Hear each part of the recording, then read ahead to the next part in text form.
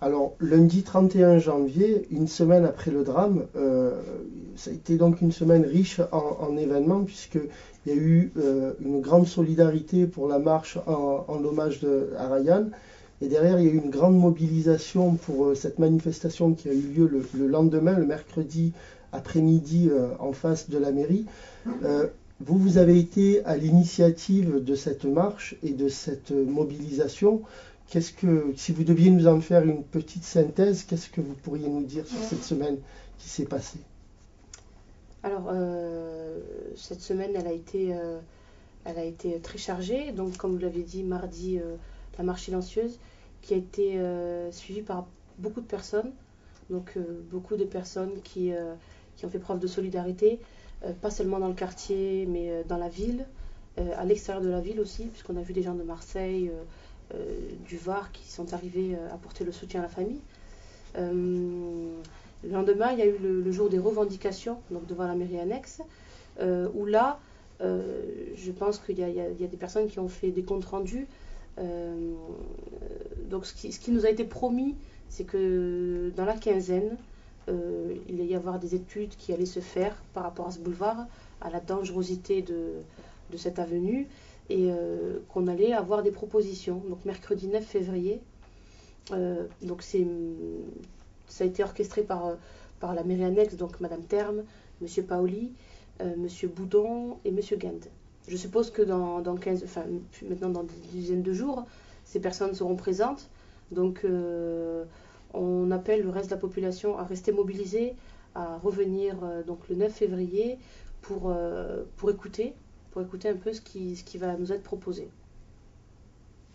C'est fou en 15 jours avec une mobilisation d'avoir des réponses aussi concrètes, en sachant qu'il y a quelques années, il y a eu un collectif de mamans qui s'était formé et qui avait déjà alerté la municipalité sur la dangerosité des différents boulevards, pas que sur celui où s'est passé le drame, mais même à l'entrée des quartiers.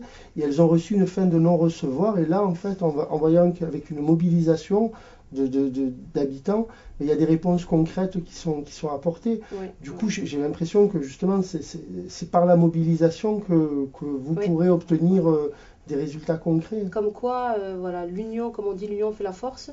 Ça n'a jamais été aussi vrai que ces derniers jours. La voix de plusieurs personnes responsables, ça s'est passé dans le calme, hein, on n'a pas fait preuve de violence.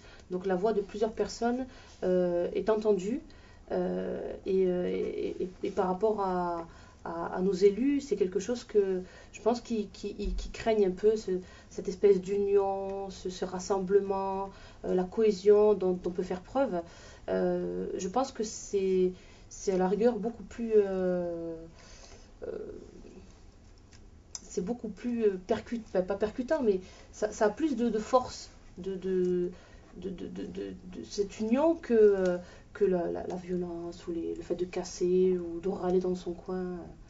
Voilà, c'est pour ça qu'il faut rester mobilisé et il faut donner une suite à cette dynamique, j'allais dire. On est sur une bonne voie. On s'aperçoit tous que quand on veut, on peut. Donc quand on veut se faire entendre, il suffit de s'unir, de parler, de communiquer, de montrer ce qu'on peut faire, de rendre visibles nos actions. Donc quand on veut, on peut. Il faut essayer de continuer à agir de la sorte et à se mobiliser.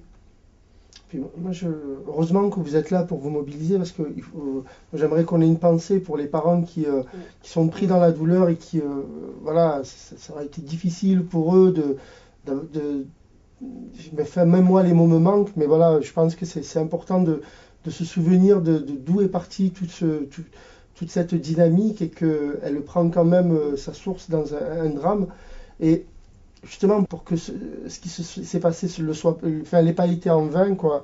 Je crois que euh, grâce au premier collectif d'habitants que vous avez monté enfin, de manière informelle, je crois que quand il y a eu cette mobilisation face à la mairie, on a demandé, mais on va recevoir une délégation, on va recevoir une délégation, sauf que là, c'était des habitants qui étaient en colère, il n'y avait pas de délégation, mais que finalement, c'était une bonne idée, cette idée d'avoir une délégation, et je crois que vous avez comme projet de monter un collectif qui, justement, permettra de répondre aux demandes des habitants. Est-ce que vous pouvez nous en dire un peu plus?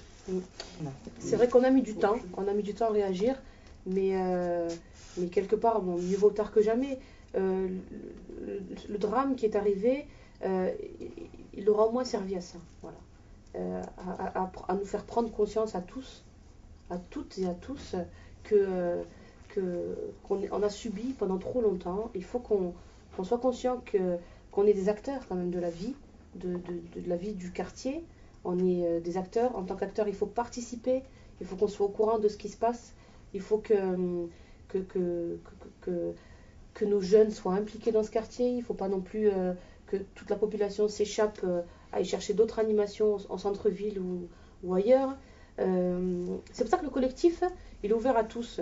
On demande aux associations, aux commerçants, aux habitants, aux jeunes, même de moins de 16 ans et plus, à des élus, de venir constituer ce collectif lors de l'assemblée constituante dimanche 6 février, à 14 h, au patio, à la salle du Bois de l'Aune. C'est important que beaucoup de monde y vienne, y participe, justement pour continuer à maintenir un peu la pression. Voilà, dire maintenant à la municipalité, on est là, on va essayer de vous faire des propositions, on va essayer de travailler ensemble. Voilà. On n'est pas en train de s'affronter, on ne cherche pas à créer des conflits, mais on veut participer à la vie de notre quartier, on veut être présent, on veut impliquer, on veut s'impliquer. Voilà, on veut s'impliquer. Donc c'est un collectif d'habitants du Jas de Bouffan qui n'est pas réservé qu'aux habitants du Jas de Bouffan. Je pense que tout le monde pourra essayer de contribuer à ce que ce collectif fonctionne. Mais c'est vrai que le point commun à tous les habitants du Jas de Bouffan, c'est vraiment que en habitant ce quartier, on peut être acteur de la vie de ce quartier. Et comme le disait tout à l'heure Abba, il y a eu beaucoup de choses aussi sur ce quartier, il y fait bon vivre. On nous dit souvent, mais vous savez, c'est pire ailleurs. Mais justement, pour pas que ça devienne pire, pour pas que ça soit pire, c'est ça, c'est de reprendre vraiment en main le destin de ce quartier. Il faut pas voir ce collectif, je parle à la municipalité, il ne faut pas le voir comme un antagoniste. On n'est pas là pour semer le trouble. Au contraire, on est là, comme un tampon, pour éviter qu'il y ait d'autres choses, d'autres manifestations peut-être un peu moins pacifiques qui se passent. On est vraiment là pour récolter un peu la demande des habitants et puis la traduire et la faire passer à la municipalité. Voilà. Donc si je suis un habitant et que je veux moi aussi participer au collectif ou en apprendre un peu plus, j'habite le Jas de Bouffan, comment je peux m'y prendre?